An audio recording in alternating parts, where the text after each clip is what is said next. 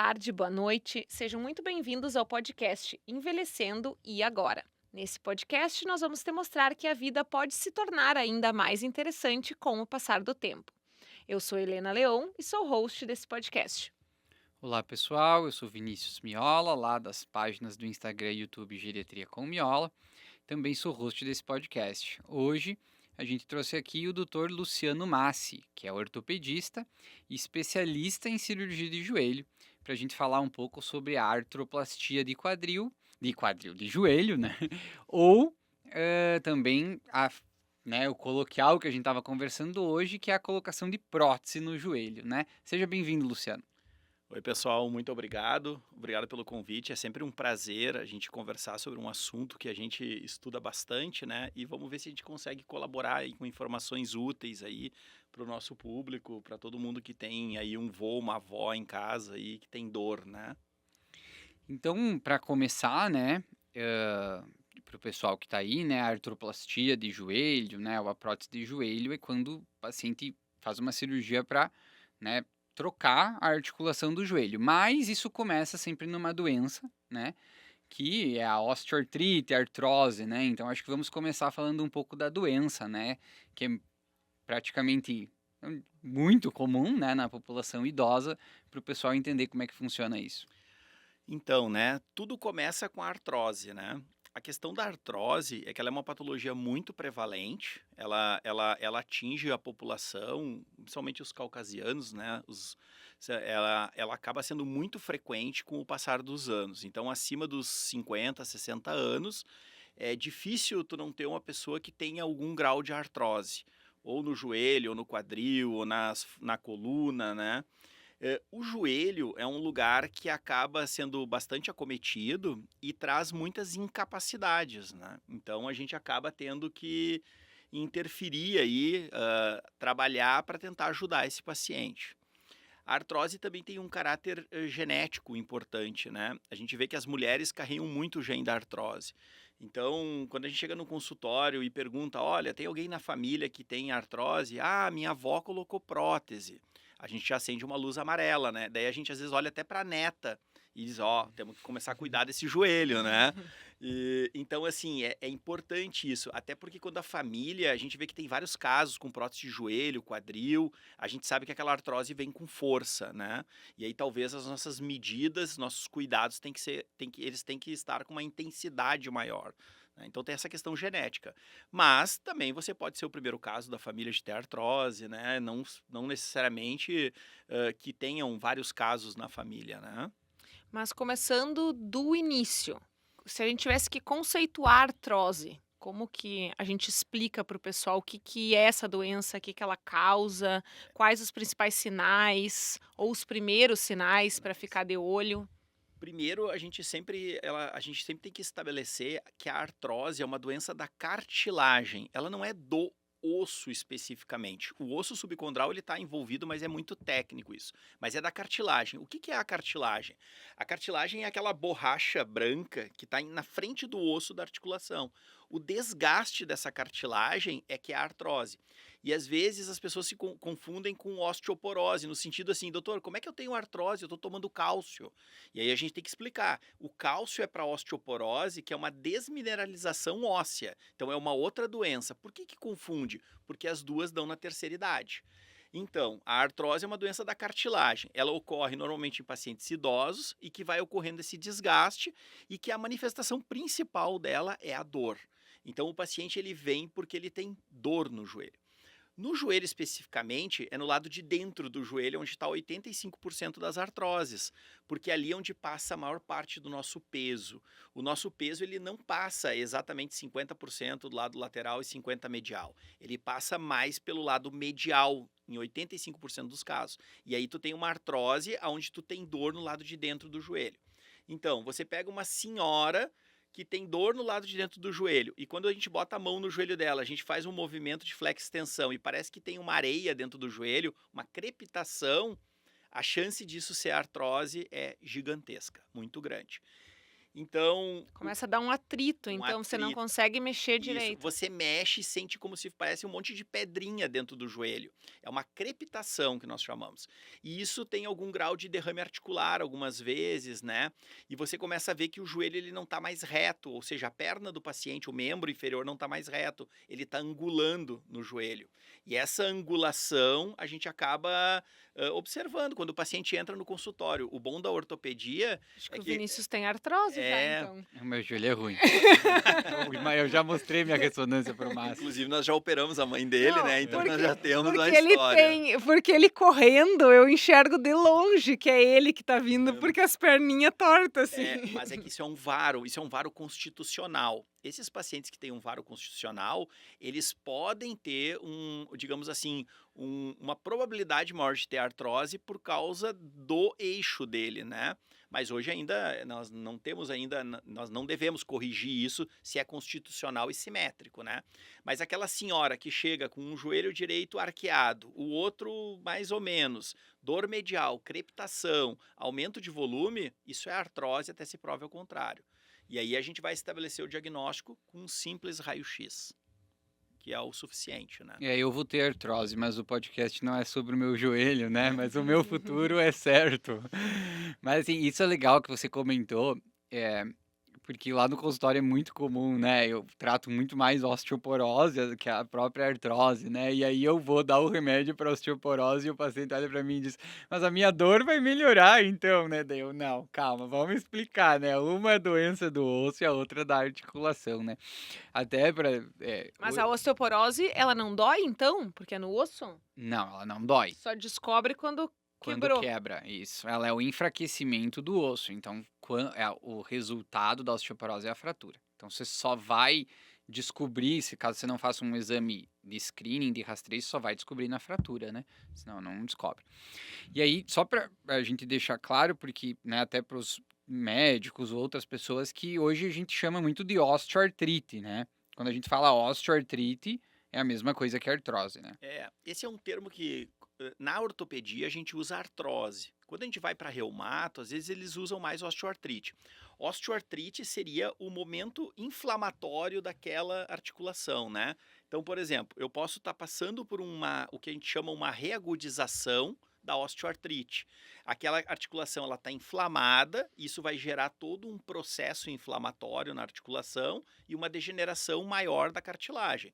Aí você entra com alguns tratamentos que você pode diminuir a inflamação, ou seja, tu diminuiu a osteoartrite, mas a osteoartrose ela continua, né?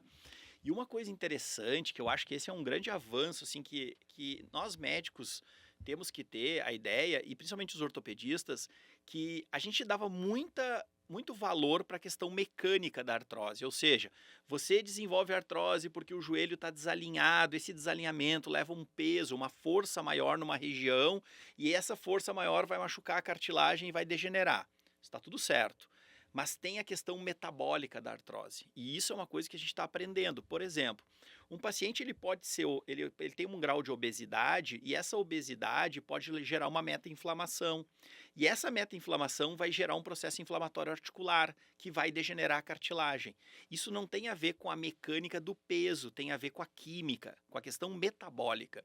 Então hoje a gente sabe que a gente tem que diminuir o processo inflamatório de um paciente.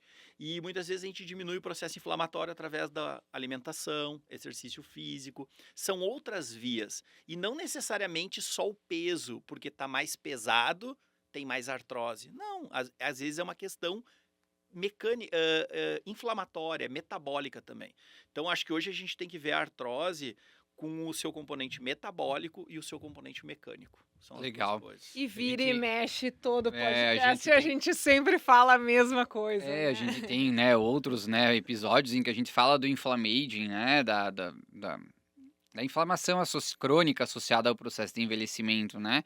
Então, assim, para o pessoal que escuta, ver que você tá em qualquer doença agora, né? Mesmo a artrose, que, né, como você falou, a gente imaginava que era uma coisa mais mecânica, mas vira e mexe, você tá dentro do Inflamatório. inflammaging, né? Aumenta o processo Exatamente. Tudo o que aumenta o processo inflamatório do nosso organismo vai acelerar o processo de envelhecimento em várias partes do corpo. Vai né? gerar as doenças. É isso que a Exatamente. gente vê, né? E é engraçado porque eu falo na faculdade para os meninos, né? Para para os meus alunos, e eu vejo que esse é um conceito ainda que a faculdade precisa trazer mais para os alunos, né? Essa questão da meta-inflamação, essa questão que as coisas que existem outras coisas por trás. Por que está tudo relacionado a exercício, alimentação, músculo, né? Eu sempre brinco que na minha faculdade, há 20 anos atrás, músculo eu tinha que saber origem, inserção, inervação e ação. Era só isso que eu precisava saber e conhecer o nome deles e aonde eles estão. Cara, hoje a gente sabe que o músculo é uma glândula endócrina, Exato. né? Não é por acaso que a mulher vai na academia, tá na TPM, faz bastante força muscular e volta mais tranquila. Cara, existe liberação hormonal, existe as miocinas, que a gente ainda nem conhece a ponta do iceberg, do que são essas miocinas. Mas a gente sabe que o músculo é uma glândula endócrina hoje. Né? Tanto tu vê na geriatria, se tu tiver mais músculo, tu consome mais glicose. Tu não tem a questão do diabetes, tu pode ter até o músculo proteger uma pessoa, porque vai Sim. consumindo a glicose. Então, olha a importância de ter músculo. E hoje nos consultórios, os pacientes chegam para mim já com 85, 87 anos. E aí eles chegam compensados da pressão arterial, o coração está bem, a parte neuro também, cognitiva está bem, só que não consegue mais caminhar. Então eu vejo que nós estamos começando a entrar na era do problema de locomoção.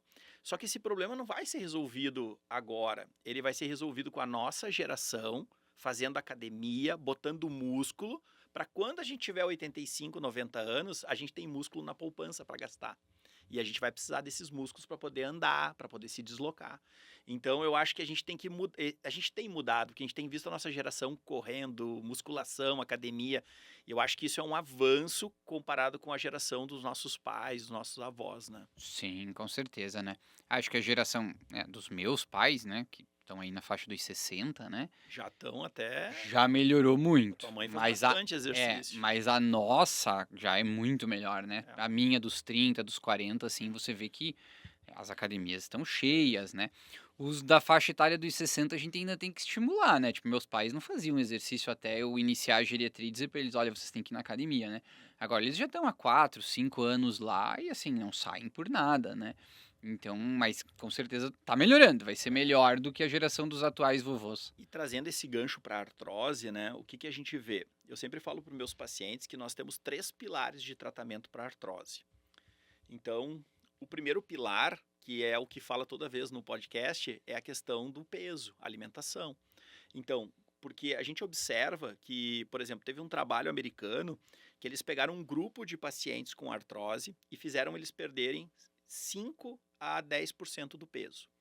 O outro grupo, eles deram todas as medicações que existem atualmente para artrose e acompanharam eles durante 1 ano.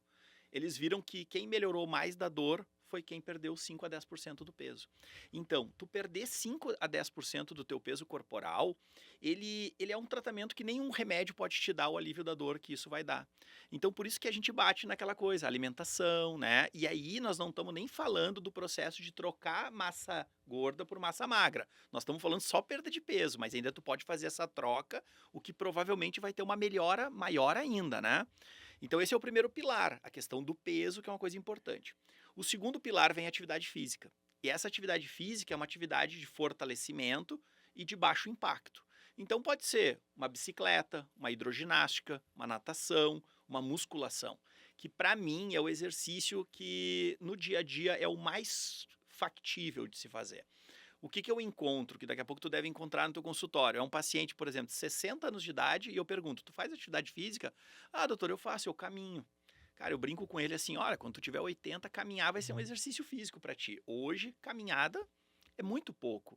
Tu precisa fazer musculação, tu precisa fazer teste, precisa fazer exercício resistido, né? Precisa ter um pouco de massa muscular. Então tem que fazer uma musculação. Então eu trabalho muito no consultório com meus pacientes de artrose que se eles fizerem fortalecimento, eles vão melhorar na dor. Isso é ciência, tá? Teus trabalhos mostram isso. Mas o paciente, ele olha para mim e diz assim, doutor, mas eu tenho dor. Eu vou para academia, eu sinto dor. Então, assim, qual é o meu acordo com eles? Então, não, eu vou fazer algumas medidas para tirar a tua dor, mas eu não consigo tirar elas de maneira resolutiva e como se fosse uma cura. Eu vou diminuir a tua dor e tu vai para academia. É um contrato. Se eu diminuo a dor e tu ficar sentado no sofá, a tua dor vai voltar e talvez mais intensa ainda. Então, eu vou diminuir tua dor E aí tu vai para academia fazer exercício. Quando tu ganhar massa muscular, tu vai ter a melhora clínica que a gente espera. Só que isso leva 3 meses, 6 meses, 1 ano. E aí é que vem o problema. Nós somos muito imediatistas. Nós queremos já que a coisa já funcione, né? E aí não funciona assim, Eu né? atendi um paciente terça-feira, 85 anos, eu acho. E aí ele veio, daí reclamou de algumas dores, e aí daí ele disse: "Ah, mas o filho dele falou, ele foi na fisioterapia e tava melhor, daí ele parou". Daí eu olhei pra ele e falei: "Tá, quantos dias de fisioterapia você fez?" Ele falou: "Ah, eu fiz 30". Eu falei: "Cara, mas 30 não dá nem pra começar a encher o copo pra você ver, a diferença é 6 meses, o senhor É, precisa fazer 6 meses".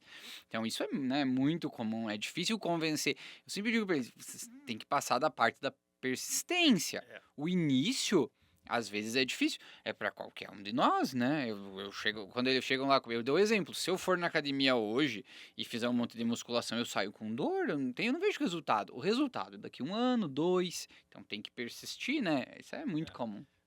Então, e aí o terceiro pilar, né, depois do exercício, aí vem as medicações, né, que é o que a gente tem hoje das medicações, inúmeras medicações aí para usar. Não tem nada que seja curativo, né? Hoje ainda recebi da minha irmã no Insta, olha, tem um gel alemão aqui que cura a artrose. Eu já respondi para centenas de pessoas, né? Nós estamos vivendo num mundo que às vezes é uma oportunidade, né? Então desenvolveram lá o hidrogel e, cara, não tem nenhum trabalho científico mostrando ainda que tem a cura, longe disso ainda, né? Só que hoje tu joga na internet, amplifica, as pessoas vão e adquirem aquilo ali e acham que aquilo ali é o milagre, né? Não existe nenhuma medicação que vá curar a artrose. Hoje, atualmente, 2026, no mês de janeiro, não existe. Para o futuro, a gente espera alguma coisa, né? Mas isso é uma coisa que as pessoas, e eu converso com os pacientes também, mas é importante que as pessoas entendam, a medicina não cura, né? A nossa capacidade de curar doenças é muito pequena, são pouquíssimas doenças que a gente cura. Alguns cânceres se acha muito cedo que você faz a cirurgia e tira inteiro. As infecções que dá antibiótico, mas que iam passar sozinhas, talvez se a gente não fizesse nada, né? Então são pouquíssimas doenças. 95% das doenças a gente trata, né? Exige tratamento. E é por isso que sempre vai, para ter um tratamento melhor, vai ter que ter uma contrapartida do paciente, né? É. Então essa que é a questão, né? Então precisa se ajudar, né? Mas essa questão das medicações que você falou que elas não curam, né? Mas elas atuam no quê? Elas atuam na redução dos sintomas, na diminuição da dor? Hoje o que a gente tem, né? A gente tem que as medicações, o que a gente tem, né? A gente tem os colágenos, hoje estão muito, né, evidentes, na evidência, assim, né? Todo mundo usando. Tem os condoprotetores, que é a glicosamina e a condroitina. São medicações que diminuem a dor e alguns têm uma melhora funcional. Mas quando a gente vai olhar a cartilagem, ela continua gasta do mesmo jeito de quando ele começou a tomar, né? Claro que algumas medicações por uso crônico, elas vão precisar ser usadas talvez por um tempo maior, para que lá na frente os trabalhos consigam olhar para trás e ver que realmente uma medicação teve um efeito, melhorou alguma coisa, né? Então as medicações elas atuam especificamente na melhora da dor e da função. E a gente usa isso cronicamente. Então eu já começo já explicando para o meu paciente, olha, você vai usar essa medicação por um tempo muito longo. Mais ou menos como o remédio da pressão alta, né? Parece que a gente começa a tomar e depois não para Dá para mais. começar a tomar colágeno assim hoje já, então? É que aí a questão, por que o colágeno ele é mais bem aceito, né? Porque como a artrose ela é muito comum na mulher, e a mulher tem aquela ideia do colágeno que melhora a unha, melhora o cabelo, melhora a pele, Era bem isso que eu estava ela, pensando. exatamente, ela aceita melhor o colágeno. Então, quando eu digo que vai tomar um colágeno, claro que os colágenos, eles têm colágeno tipo 1, 2, 3, né? E aí a gente acaba usando o colágeno tipo 2, que é o que tem mais na cartilagem, né? Então, hoje, os colágenos têm essa limitação, né? Você vai usar. Depende muito do grau de artrose que tu tem, né? Eu tento explicar para os pacientes que, às vezes, tu pode ter uma artrose que te permite jogar futebol no final de semana. E, às vezes, tu tem uma artrose que tu não consegue caminhar 10 metros. As duas coisas são artrose, mas são intensidades e classificações e os graus são muito diferentes. Então, porque senão sempre tem aquela história, né? Ah, mas minha vizinha tem artrose e ela ainda está caminhando 1 hora por dia na rua e eu não consigo nem sair de casa. eu acho que tu não é bom médico, né? Porque é a responsabilidade de quem está tratando. Então a gente tem que explicar que a artrose tem um grau diferente. E por que é importante saber o grau? E a gente vê isso no raio-x. Porque a gente tem uma ideia se a medicação vai ter algum efeito ou não. Por exemplo, você pega uma artrose grau 4, grau 5, ela já passou muito da fase da medicação. Agora tu pega uma artrose grau 1, grau 2, a medicação vai ter mais efeito. Então isso também ajuda a gente a escolher. Esses graus vai de 1 a 5? De 1 a 5, onde 1 tu tem uma artrose muito leve e 5 tu praticamente tu não tem mais cartilagem articular numa região importante do joelho, né? Então a gente usa essas medicações, né? Existe muitos corticoides, né? As infiltrações, né? Que também são medicações que a gente usa e que às vezes eu sempre tento explicar para os alunos, né, na faculdade, porque o corticoide ele parece uma coisa mágica, né? E os vô, eles acabam se apaixonando pela medicação. Porque tu imagina que é uma senhora que tem dor, tu faz uma infiltração, ele tem uma melhora, às vezes, da dor de 70% a 80%. É bastante a melhora. Só que é uma melhora fugaz. Ela demora, o tempo é muito pequeno. Então, por exemplo, você faz um corticoide, às vezes dura 1 mês, dura 2 meses. É muito frustrante, né? Porque ela saiu dali no outro dia, ela não tem mais dor. Doutor, não tenho dor, meu joelho está super bem. E aí, às vezes, alguns médicos, eles ficam infiltrando repetidamente. E essas infiltrações repetidas de corticoide, elas levam a um aceleramento do desgaste da cartilagem, da degeneração condral da cartilagem. Ela leva a outras alterações que são ruins. Então, não é a solução ficar fazendo corticoide seriadamente, fazendo frequentemente, né? Então, quando é que a gente usa o corticoide, por exemplo? A gente usa na crise. Por exemplo, você tem uma artrose que o paciente é uma senhora, ela tem a dor, uma dor basal, mas aí aconteceu algum evento que ela forçou demais, ela deu um mau jeito, o cachorro desequilibrou ela e ela torceu um pouquinho o joelho e ela vai ter um quadro agudo de dor. O joelho vai estar inflamado, aí nós vamos ter uma osteoartrite intensa. Esse paciente se beneficia do corticoide, porque tu vai tratar casualmente essa reagudização da artrose. E aí tu vai usar o corticoide nesse caso, né? Então o corticoide é uma das medicações. O outro agora é o famoso ácido hialurônico, né? Que ele é uma substância que a gente tem no nosso próprio organismo, ele faz parte do nosso organismo, mas com a idade a gente vai diminuindo a produção dele.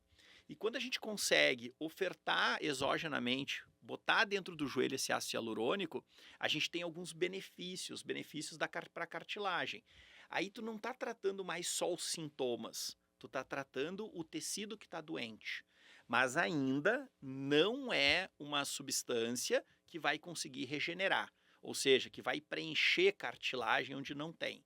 Mas tu consegue fazer com que aquela cartilagem residual fique mais forte, né? Tu vai ter alguns benefícios na dor e na função.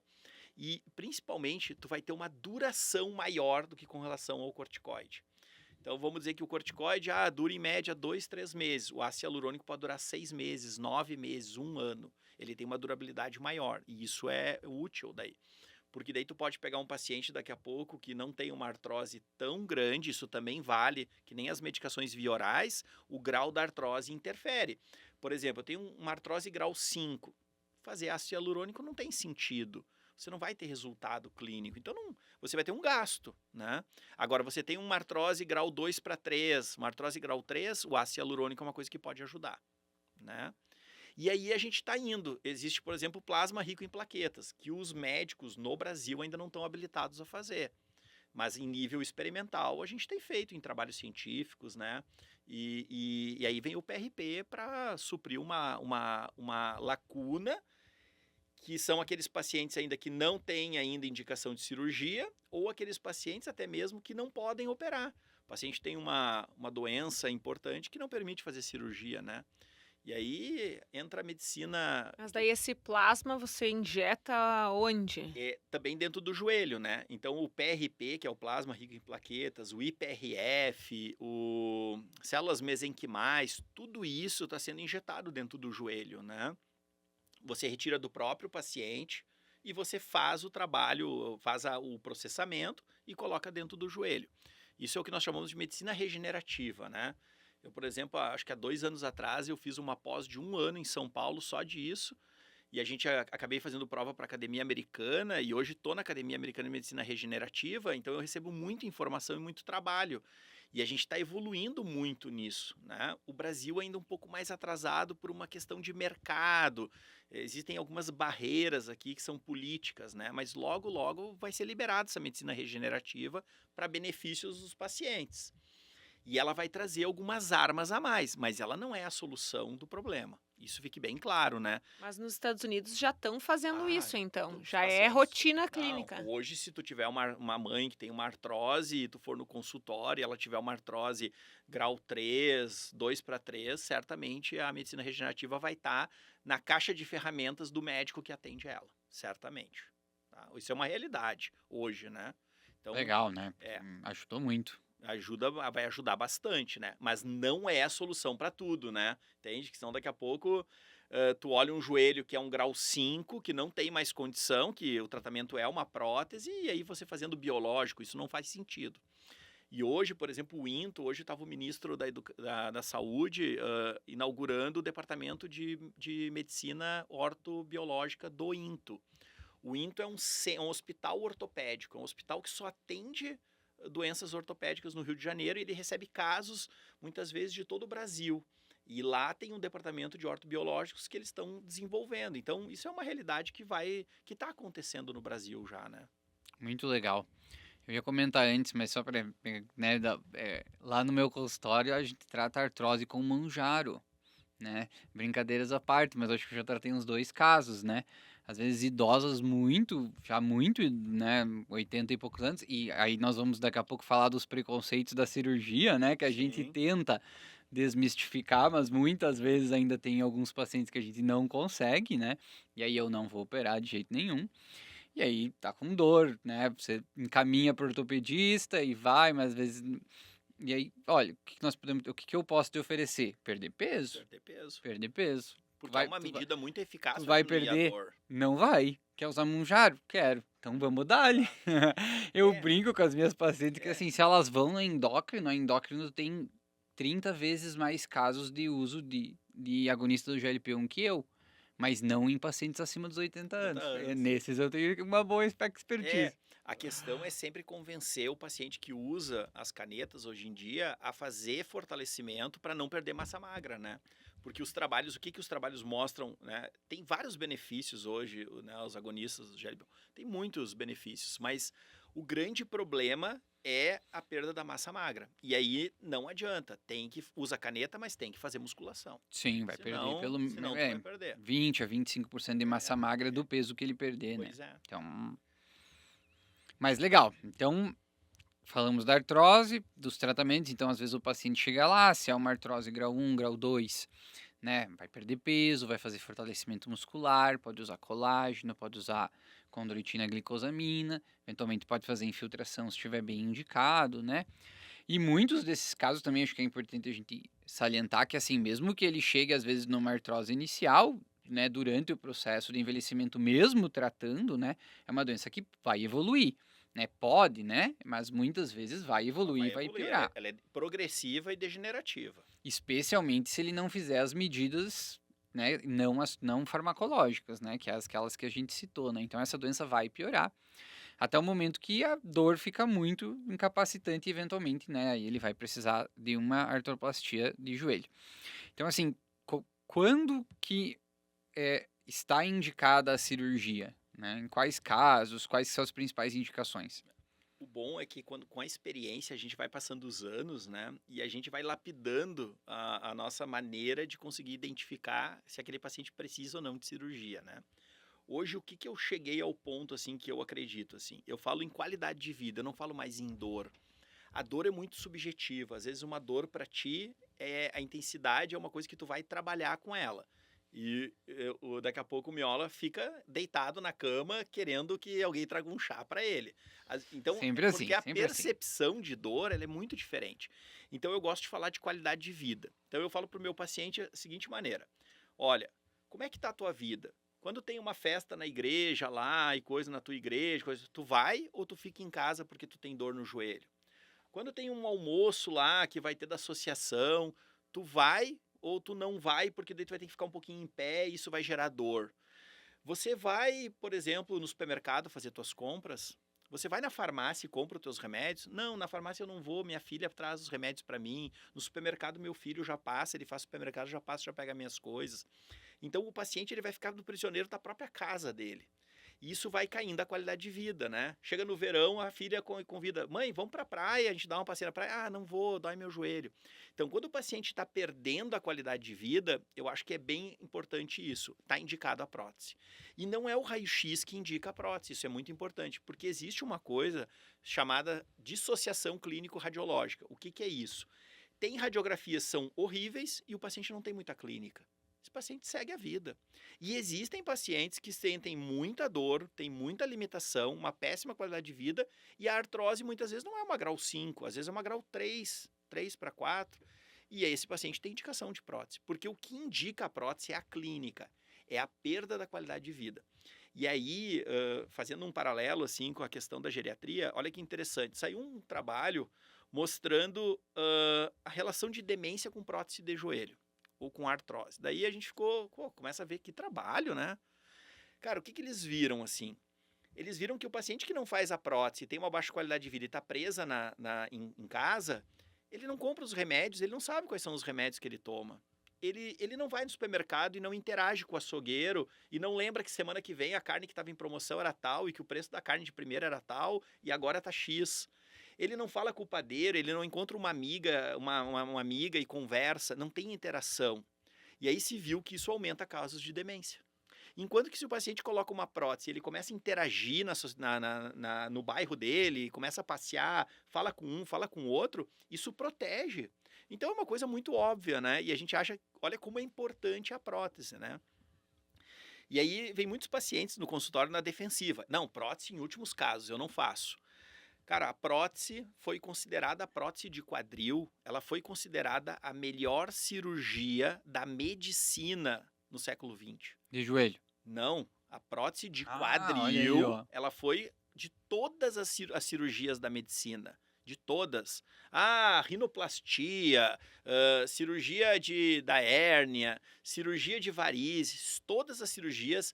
A cirurgia que mais traz satisfação para o paciente é a artroplastia de quadril.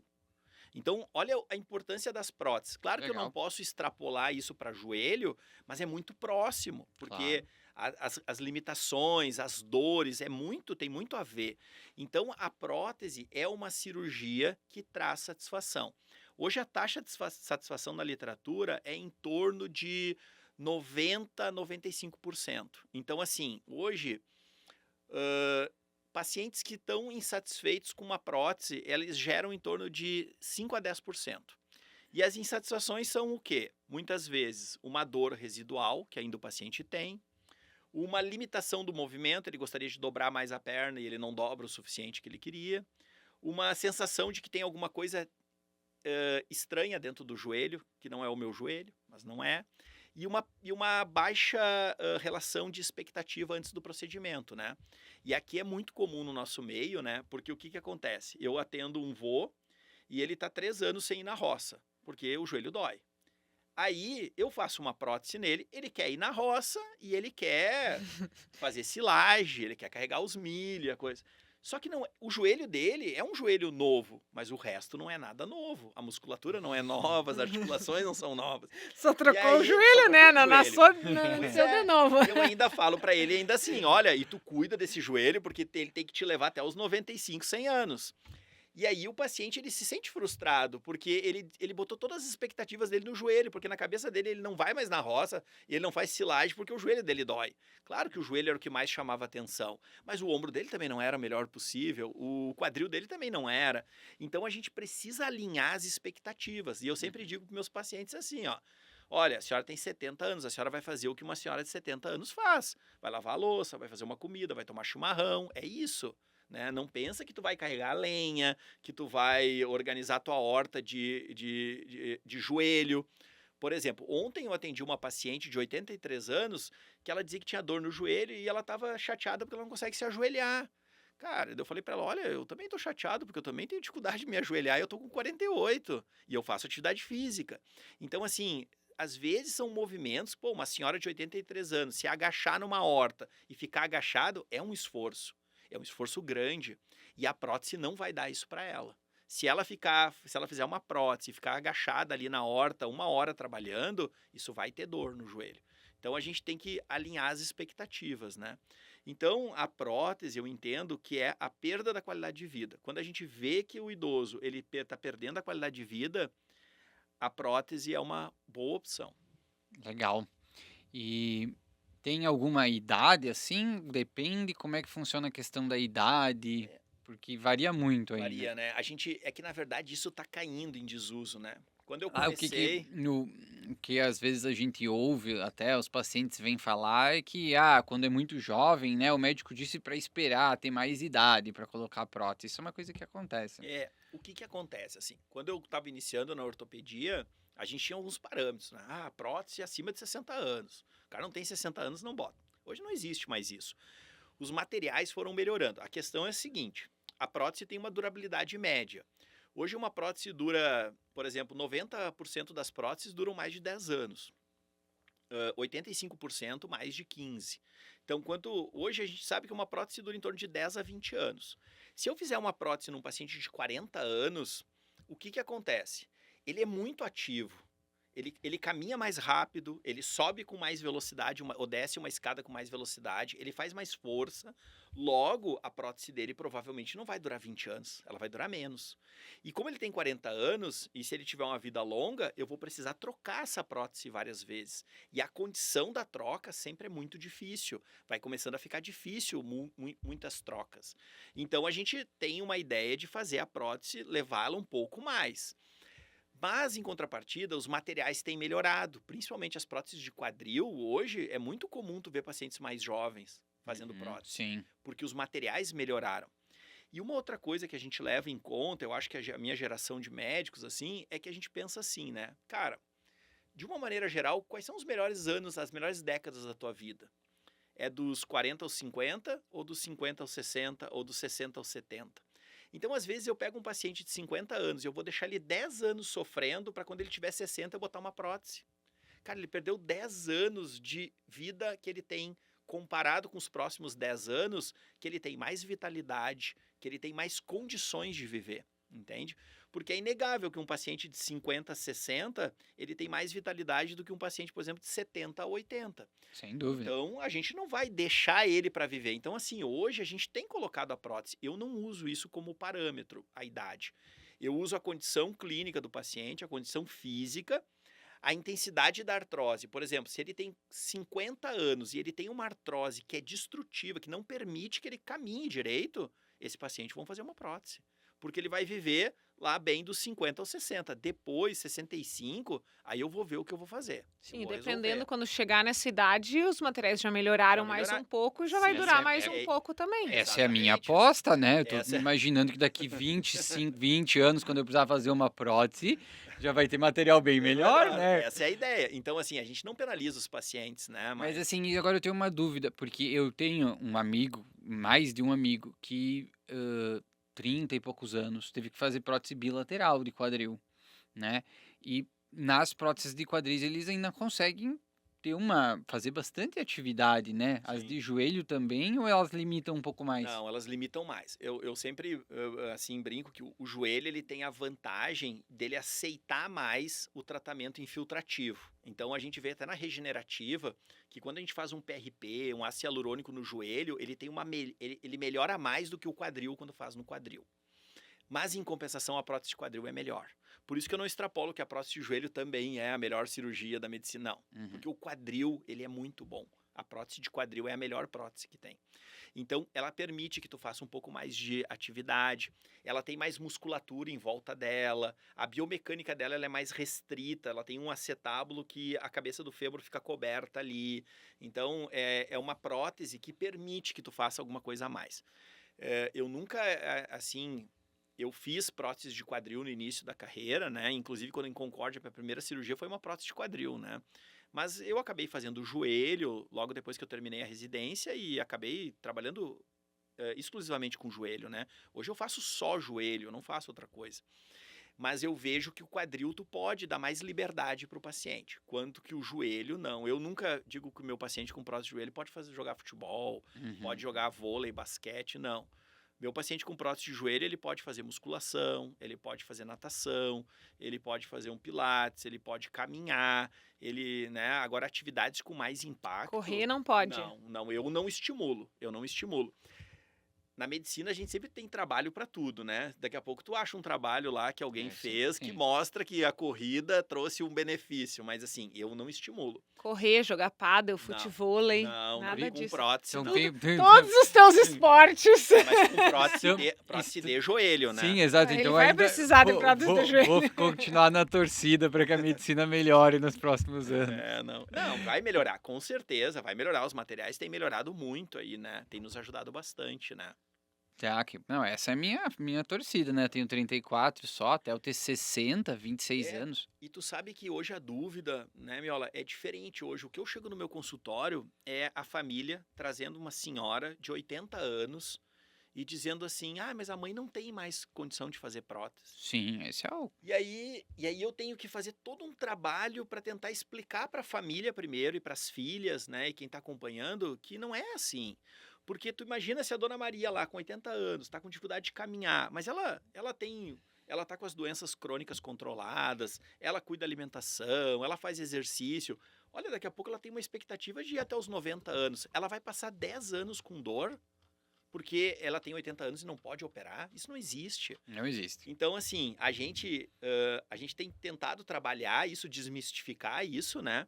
Mas claro que eu sempre digo, a gente tem que trabalhar com segurança, né? Então, hoje, por exemplo, tu tem que ter um clínico que acompanhe nesse processo. Porque eu vou operar o joelho, vou fazer a cirurgia, mas eu preciso ter o clínico que vá lá e olhe a minha paciente antes da cirurgia. Olha, o pulmão tá bem, ela tá bem isso, e que talvez se adiante em alguns problemas que pode vir a acontecer. Então, quando tu trabalha numa equipe, que tu tem alguém que cuida do paciente antes, que cuida do paciente durante a internação e que acompanha esse paciente no pós-operatório imediato, tu ganha segurança. E aí tu consegue operar um paciente de 80 anos. Agora, claro, tu não pode pensar que tu vai operar um paciente de 80 anos que nem tu opera um de 20. Que, tem uma hérnia ali, tu pede um hemograma e o cirurgião geral pede um hemograma e um eletro e pode operar. O cara tem 20 anos, ele tem reserva, qualquer coisa que aconteça, ele tem saúde. Agora, quando a gente está com uma senhora de 80 anos, não. Mas se a gente tem um cuidado, a gente consegue operar e a gente tem inúmeros pacientes aí operados, né? Sim. E a gente esquece dos pacientes. Daqui a pouco a gente encontra, eles voltam no consultório com 85 anos caminhando e eu digo, mas a senhora tá aí ainda? Tô, doutor, agora o meu outro joelho tá doendo. A gente fez na primeira temporada do podcast um podcast específico sobre cirurgia em pacientes com mais de 80 anos com o Maurício e com o Douglas, anestesista, né? Uhum. E foi bem legal, né? Porque hoje a idade por si só ela não é mais um fator impeditivo para grande parte das cirurgias, né? Então, mesmo pacientes nonagenários, eventualmente, podem ser que se beneficiem e, se forem robustos, podem operar, né? Eu digo para os pacientes lá no consultório, tem 90 anos, tá, mas vamos ver aqui. A gente calcula, a gente tem ferramentas para calcular a expectativa de vida do paciente. Ó, que a tua chance de chegar aos 100 é 73%. Então, tu tem 3 em 4 chances de chegar aos 100 anos, então vamos fazer isso aqui, porque tu pode viver mais 10, 15 anos, né? Então eu sempre digo isso pra eles, vocês têm que imaginar que talvez, você tá aqui com 80, mas talvez tu chegue aos 100. Se tu for chegar aos 100, tu tem mais 20 anos de vida, isso é um caminhão de tempo. Então tu tem que... Aí eles sempre dizem assim, não, mas não vou. Não Eu falei vou, assim, ó, o exatamente. tempo de vida, quem manda é Deus. É ele que manda. Não adianta que- se oferecer. Não se ofereça, que não adianta. O que a gente pode trabalhar aqui é como que você vai viver esses próximos 20 anos. É isso que a gente vai trabalhar. Então, não adianta você querer se antecipar. Então, né, a idade por si só ela não é mais um impeditivo. Isso tem que ficar bem claro para o pessoal que está nos escutando. Isso tu tem que trabalhar muito com a família, né? Porque a família, claro, ela fica com medo de estar levando a mãe ali para daqui a pouco a mãe vir a falecer, né? Mas a gente fazendo as coisas com cuidado e responsabilidade, a gente tem uma segurança muito grande, né? E uma outra coisa que às vezes eu trabalho com os pacientes é que são vários cenários, né? Um outro caso que eu trabalho com o paciente é o paciente que ele chega com 72, 74, assim, que eu acho que é uma idade super boa, porque daqui a pouco, pô, ele tem aí até os 80 uma vitalidade ainda importante, e a gente sabe que às vezes depois dos 80 a vitalidade começa a diminuir, né? E aí o paciente ele tá com medo e não quer fazer a cirurgia. Daí quando ele chega perto dos 80, ele começa assim, não, agora eu quero operar. Tipo assim, agora eu posso fazer, porque se eu morrer eu já tô com 80 anos. Então só que claro, a gente também tem a questão de ter mais complicações, né? Sim. Então às vezes eu encorajo os pacientes com 70, 71 anos, né? Às vezes eu digo para eles assim, olha, quem sabe tu toma a decisão agora ou vai por um caminho ou vai por outro, mas se tu for optar pela cirurgia agora é o momento, né? Só que por um outro lado, eu acredito que o ortopedista ele não pode impor, essa cirurgia não é imposta. Ela é uma cirurgia que o paciente senta na tua frente e diz assim, doutor, eu não aguento mais a dor, eu quero fazer alguma coisa, eu quero operar. Porque diferente de uma apendicite, que eu tenho que dizer para o paciente, olha, se tu não operar, você vai morrer, então você tem que operar.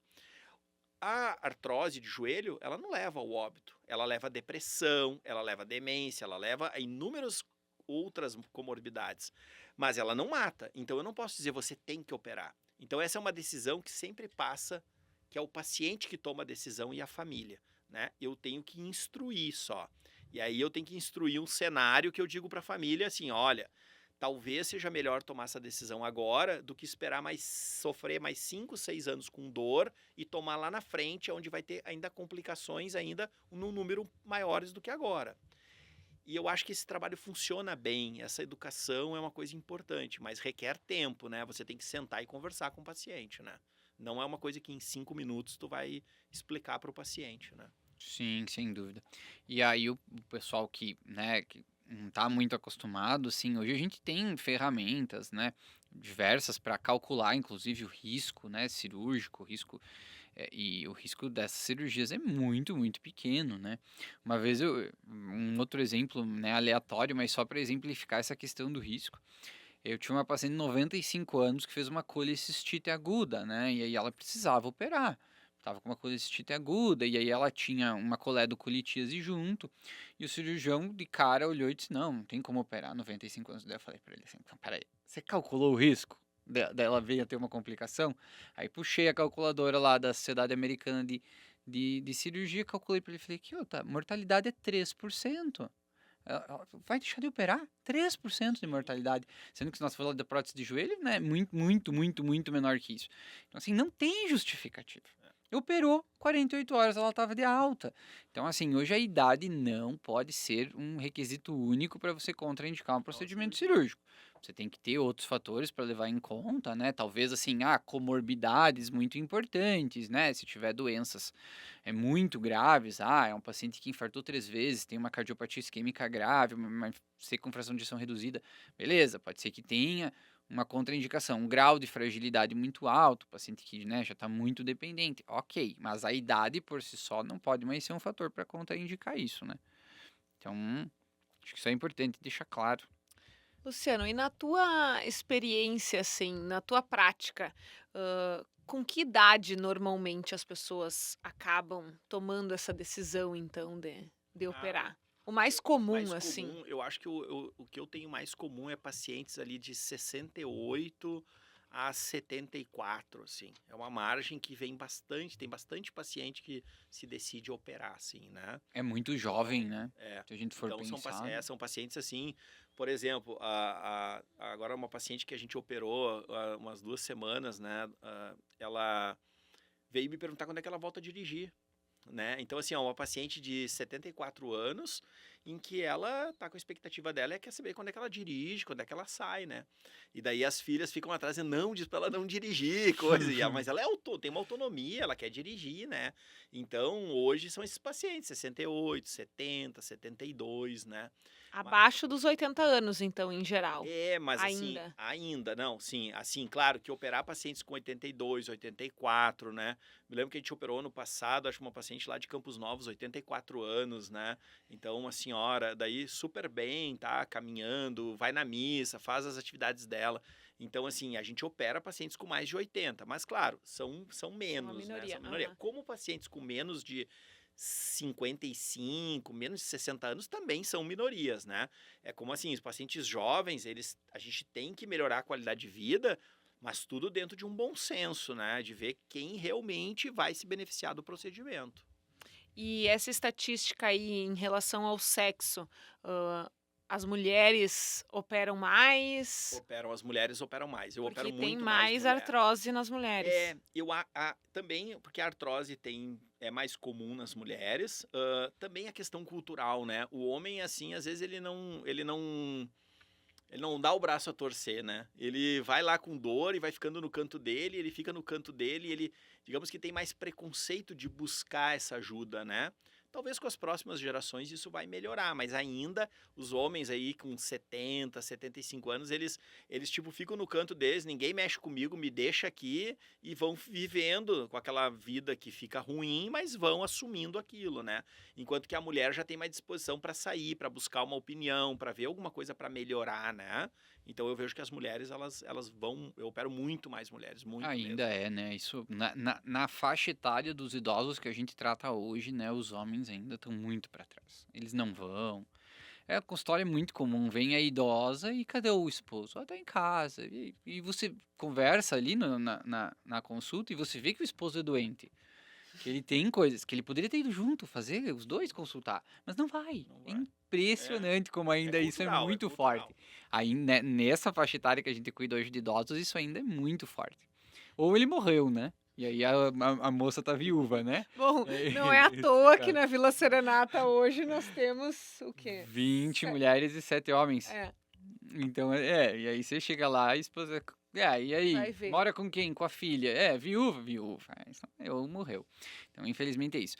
Luciano, acho que agora vendemos bem o peixe, né? Acho que a prótese, a artroplastia de quadril é uma cirurgia muito boa, melhora a qualidade de vida, né? Tem que, né? Quando bem indicada, é um ótimo procedimento. Mas assim, também sempre gosto de falar para os pacientes, na medicina nada é certo, né? Tudo pode ter alguma complicação, né? Ou pode ter algum probleminha. Então, quais são as principais complicações, assim, da cirurgia ou problemas que podem vir a ter?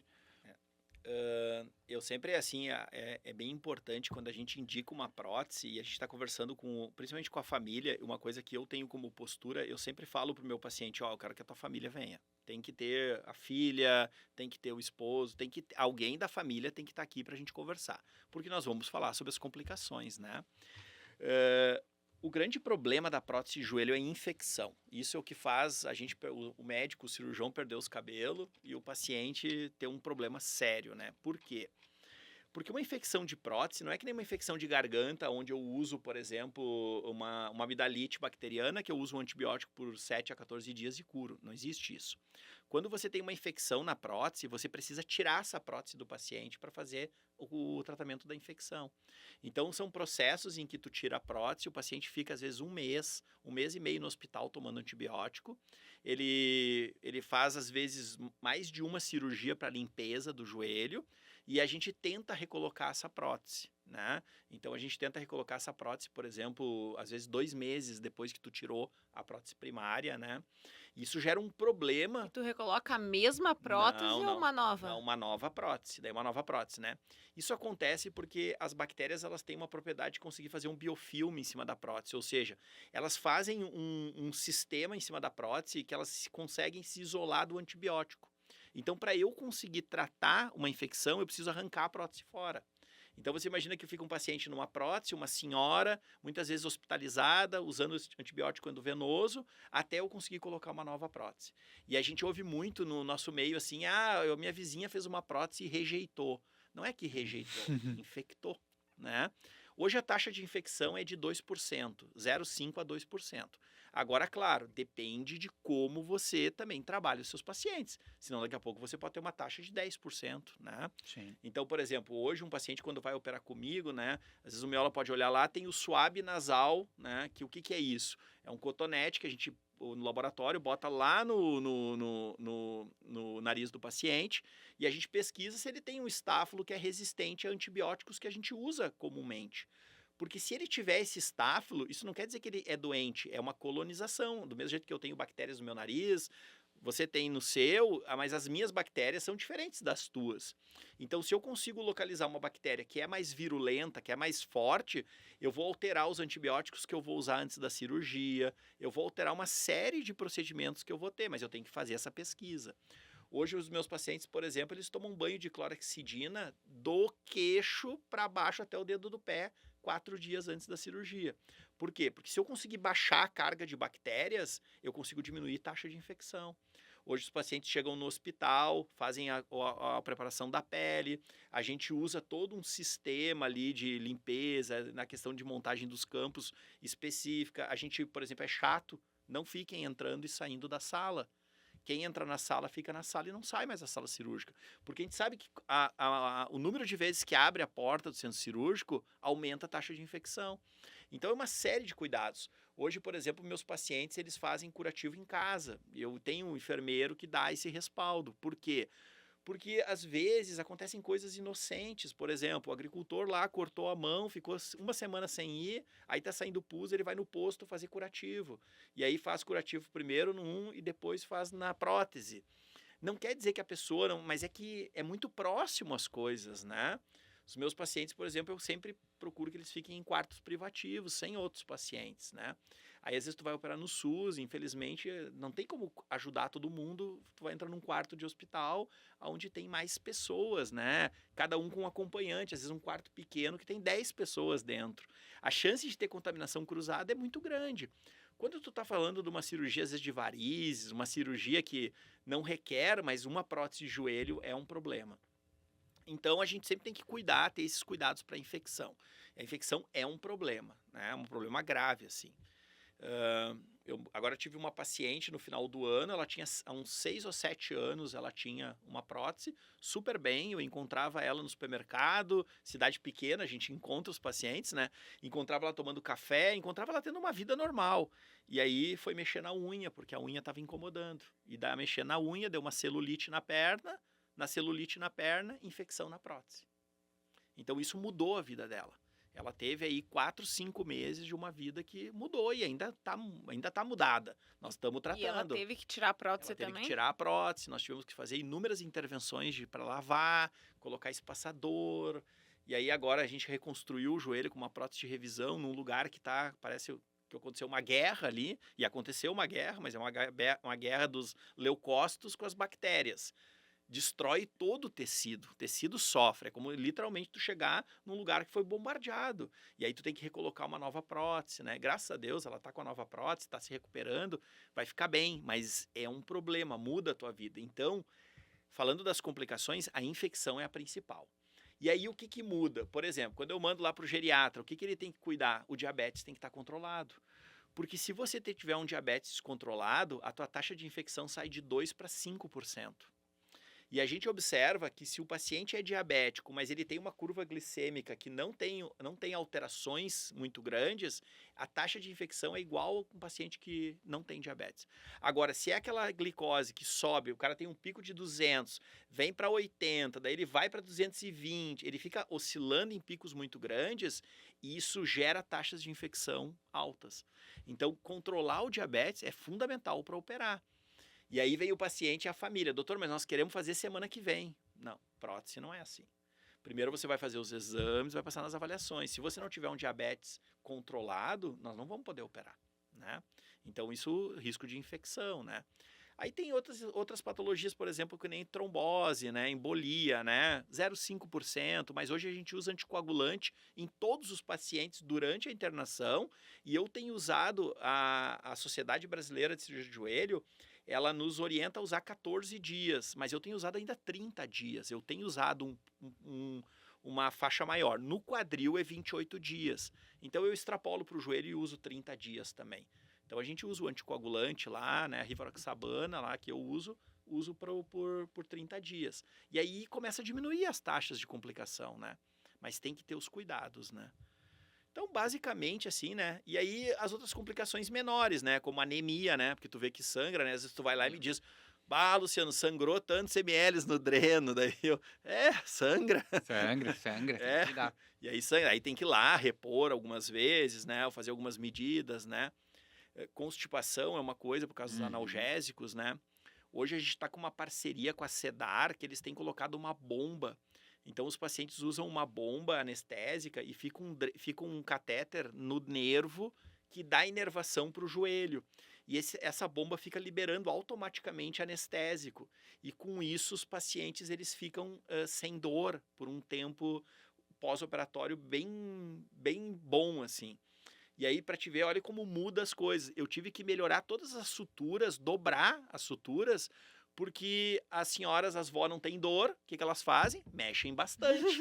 E aí o tecido não dá tempo de Aí elas cicatrizar, aprontam. e aí começa a abrir. Então hoje, quando a gente vai usar bomba, a gente tenta sempre fechar bem o tecido, porque a gente sabe que ela vai mexer bastante. E é bom mexer, né? Então a gente está tendo essa experiência hoje em Joaçaba, né? A gente está querendo começar em Concórdia também a usar essa bomba, porque uma coisa que leva o paciente, às vezes, a não querer fazer a cirurgia da prótese, principalmente a segunda prótese, é a dor.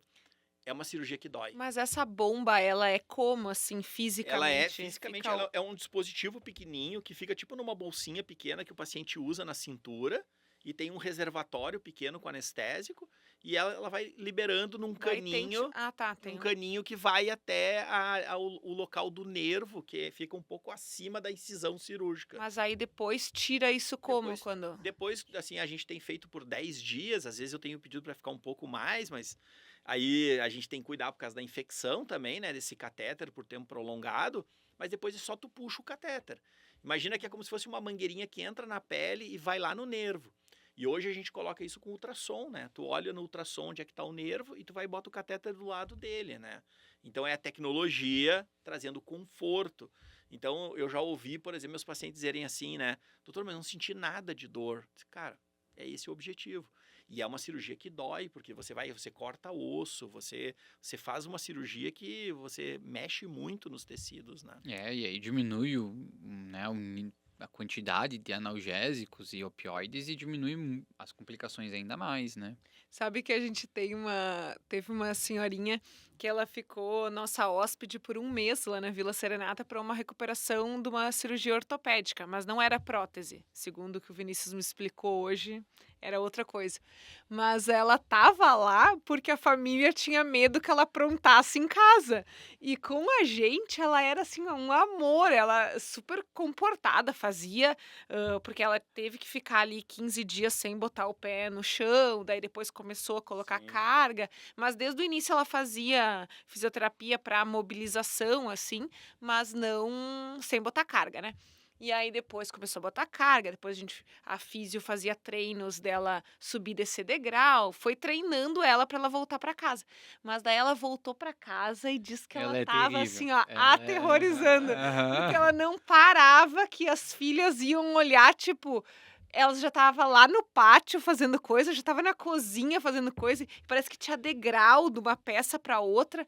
E resumo assim que as filhas dela me falavam, eu dizia, tudo mentira de vocês, ela é um anjo. Anjo. Com a É. gente ela não aprontava nada. É. E imagina, ela poderia ter ido para casa já antes, mas a família tinha medo justamente Receio, né? disso, de que ela fosse para casa e fosse querer fazer tudo sozinha, porque daí não quer incomodar, não quer pedir para os outros, né?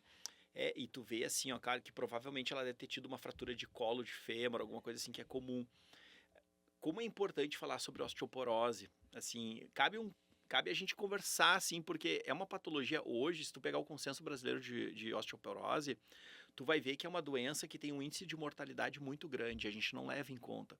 As fraturas de colo de fêmur, elas podem chegar a 20% de mortalidade no primeiro ano. É bastante. A cada 10 senhoras que são operadas, 2 vêm a falecer no primeiro ano. Então, olha que importância isso, uma patologia que tu pode tratar e evitar, né? E coisas simples assim, como, por exemplo, dizer para as vó não usar pantufa, né? Porque é clássico, de manhã, de noite acorda para fazer xixi, não quer acordar o marido que tem um sono ruim, daí não acende a luz, já não enxerga direito, bota aquela pantufa que não enfia o pé até o final, quando vai dar o passo, a ponta da pantufa tranca no tapete que tem um monte de bordado e ela cai. Para não cair de rosto, ela gira. Quando ela gira, ela cai em cima do quadril e faz a fratura de quadril. E aí gera todo um problema, né, médico importante. Então, assim, tem muita coisa pra gente falar e são coisas simples às vezes. Tira os tapetes, troca o chinelo, faz um ambiente que tenha luz, né? São coisas que Sim. evitam, né? E a gente vê as taxas de morbidade, por exemplo, sempre quando eu vou dar aula de osteoporose para os alunos lá, a gente revisa, né, os dados e a gente vê assim, ó, por exemplo, em países desenvolvidos, taxa de internação feminina por fratura por osteoporose é maior do que comorbidades cardíacas, por exemplo. E câncer, por exemplo, entende? E é uma coisa que a gente não observa, a gente olha assim e diz, mas isso não pode estar certo. E acontece. A gente vê no Rust ali quantas senhoras internam por semana, né? É muita A gente. gente vê que interna, assim, às vezes são 2, 3 por semana com fratura de fêmur proximal, né? Uhum. É mais ou menos isso aí. É 2, Numa 3, 4. cidade, num lugar que é Joaçaba, que não é um Sim, lugar, sim, né? é muito Imagina, tu prevalente. pega uma cidade, Curitiba, Porto Alegre, né? É algo muito prevalente Então, mesmo. Mas assim, para a gente também, acho que isso encaminhando um pouco para os nossos últimos pontos, né? Acho que a gente já falou então dos tratamentos, já falamos de quando que existe a indicação da cirurgia, já falamos da complicação da cirurgia, mas digamos que a pessoa veio, fez a cirurgia, deu tudo certo na cirurgia, não teve infecção, como que é essa recuperação? Depois que a pessoa internou no hospital, fez a cirurgia. Quantos dias que ela sai do hospital? Como é que é depois? O que que ela tem que fazer? isso é engraçado porque os pacientes, eles chegam com algumas ideias, assim, que são... Doutor, mas eu vou dobrar o joelho. Daí eu fico, mas eu vou fazer uma prótese para te andar. Tu vai dobrar o joelho, né? Doutor, mas eu vou conseguir caminhar. Cara, mas se fosse para não caminhar, eu te deixava que nem tu tá, porque tu tá com dor sentada. E os pacientes me dizem assim, doutor, mas assim, eu pergunto, tu tem dor no joelho? Doutor, assim, quando eu tô sentado não me dói. Me dói só quando eu caminho. Aí, aí tu fica assim, não, mas olha, a vida é caminhar, né? A vida é se deslocar.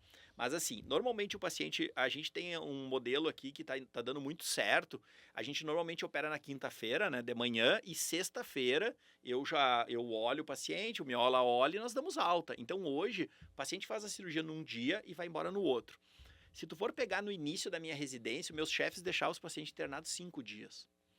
O que a gente viu? Hoje, com os analgésicos, os cuidados, a gente sabe que o hospital é um ambiente contaminado, é um ambiente que... Então, quanto mais cedo a gente consegue liberar o paciente para casa, melhor para o paciente. E hoje eu consigo controlar meus pacientes no WhatsApp. O paciente chega em casa, aconteceu alguma coisa, a filha tira uma foto e me encaminha. Então, eu acho que essa proximidade fez com que a gente conseguisse diminuir o tempo de internação. Então, eu faço cirurgia num dia, vai embora no outro, vai como? Caminhando com o andador. O paciente sai caminhando do hospital, porque ele precisa ir para a mesa, para o banheiro. Então, esse tempo da cirurgia e do outro dia é para treinar a marcha, para poder caminhar. Então, ele usa um andador mais ou menos por 30 dias. Claro que isso é variável. Eu opero um paciente de 60 anos que caminhava super bem, mas ele tinha dor, ele tem força muscular, mas ele tinha dor no joelho. Eu troco o joelho dele, ele em 30 dias ele está quase correndo. Agora eu pego uma senhorinha de 83 anos, que ela tá toda fraquinha, e ela não caminha porque o joelho dói, mas ela tem uma fraqueza generalizada porque ela tem 83 anos. Essa paciente vai demorar mais do que 30 dias para caminhar. Ela vai usar o andador talvez por 60 dias, e talvez ela vá largar o andador e ficar com uma bengala. Né? Então vai depender. O outro paciente com 60 anos vai largar o andador e vai viajar sem nada. Então isso muda muito de um paciente para paciente, mas basicamente ele vai usar 30 dias de andador e ele vai fazer fisioterapia. E o meu objetivo é conseguir, depois da fisioterapia, colocar ele na academia. Ele vai fazer musculação, ele vai fazer bicicleta ergométrica, ele vai fazer pilates, ele vai fazer hidroginástica, alguma coisa ele precisa fazer. Porque o benefício da prótese não acaba nos primeiros 3 meses. Aquilo que a gente vê, que o paciente, melhorou a dor, doutor, ele não tem dor. Se tu fizer um fortalecimento da musculatura dele, ele vai ter uma melhora muito grande. Tu vai olhar esse paciente 1 ano depois, ele está muito bem. Mas ele precisa ganhar massa muscular. E eu explico para meus pacientes, a prótese é só uma dobradiça. Quem faz o motor fazer o movimento é o músculo. E quem controla é a cabeça. Se a cabeça está bem, que é o dispositivo geral, o músculo você vai treinar para aumentar a potência. Então, tu ter um motor mais potente faz toda a diferença para o desempenho daquela dobradiça, que é a prótese. Então, segue o fortalecimento muscular, vai seguir. Até quando? Para sempre. Então, hoje, por exemplo, no pós-operatório, a gente lá, né, combina, vamos deixar esse paciente com creatina, Vamos suplementar a proteína desse paciente? Vamos fazer esse paciente usar, por exemplo, tomar whey? Existem todas essas possibilidades. E aí começa a gente entrar num campo que é um problema hoje em dia, porque a gente pega o conflito, às vezes, com médicos mais velhos, que é o uso, por exemplo, de testosterona para pacientes idosos com sarcopenia e com prótese. Então aí nós começamos a lidar num terreno que é difícil. Por quê? Porque é um terreno que tem preconceitos, tem coisas ainda que não estão muito claras, né? Então existem casos, por exemplo, que tem pacientes que depois dos 30 dias que passou o tempo tromboembólico, que tu usar uma testo, tu pode trazer um benefício para o nosso paciente. Mas isso ainda também, né, pessoal, não é saindo usando de qualquer maneira, fazendo. Tu tem que ter as indicações, tu tem que ter um paciente que seja sarcopênico, tu tem que ter as coisas. Mas nós vamos evoluir muito mais. E isso quer dizer o quê? Que a cirurgia não acaba no momento que tu faz o curativo. A gente vai seguir cuidando desse paciente, provavelmente até o final dos dias, né, dele, né?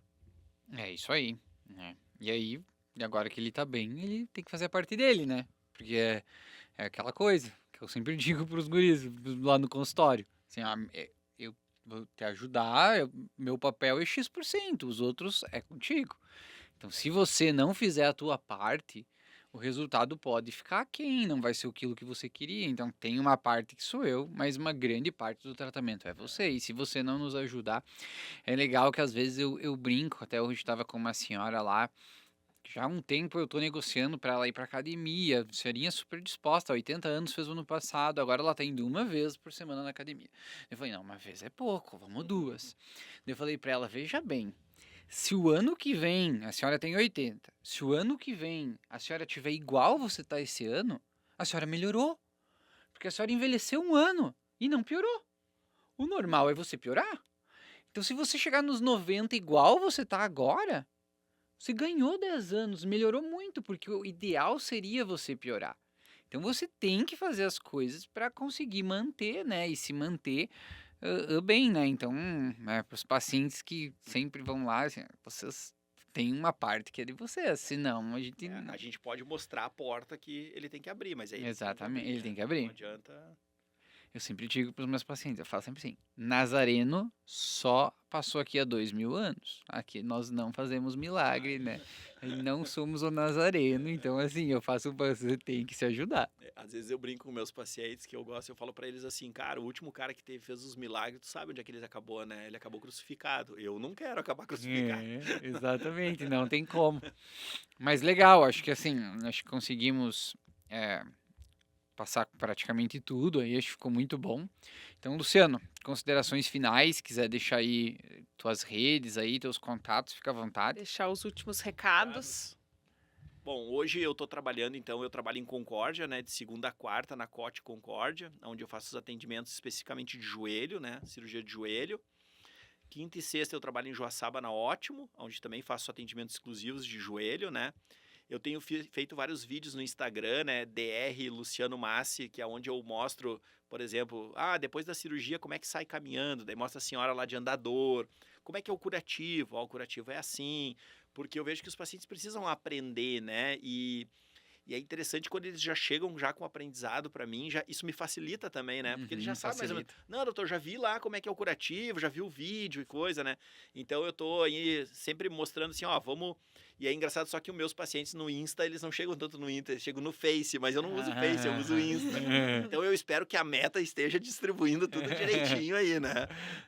Mas assim, nas redes sociais, normalmente, consultório sempre bem acessível aí, né?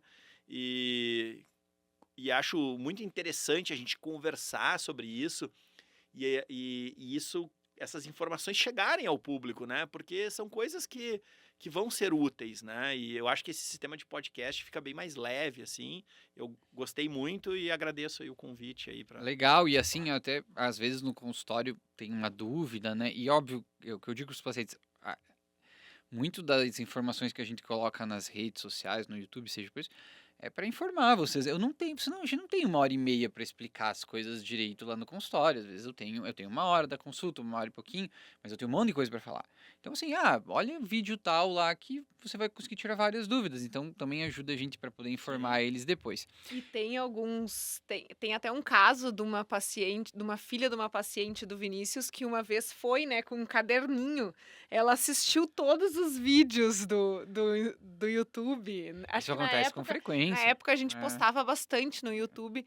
E aí ela foi com todos. Ela foi tipo com um checklist. Ela já tinha o diagnóstico da mãe dela. já mais de E uma vez aconteceu lá no consultório. e isso tudo com base nas informações que ele mesmo, né, postava nas redes sociais. muito Isso é legal. muito legal.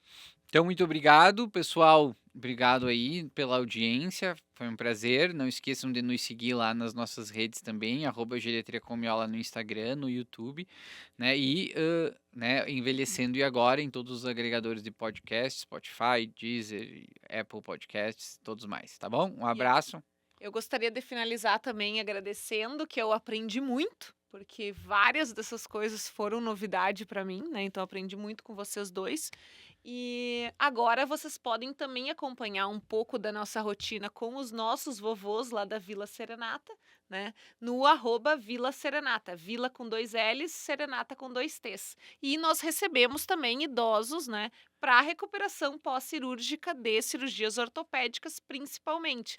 Então, né, quando precisarem, já sabem que a Vila Serenata também está à disposição. Valeu, pessoal. Um grande abraço. Até mais. Abraço, tchau, tchau.